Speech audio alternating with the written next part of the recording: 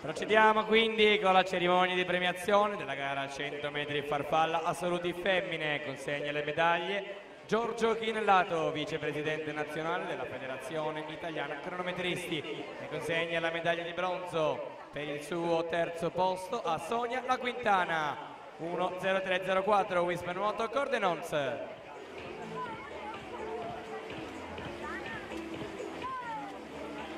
Secondo posto, medaglia d'argento per il circolo nuoto Whisper col tempo di 1.02.73, Victorita Alexandra Bocnadeci.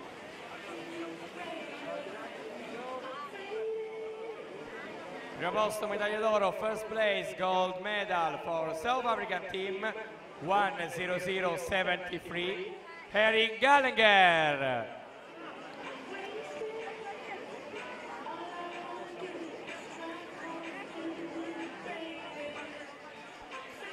Data la partenza alla 16ª serie.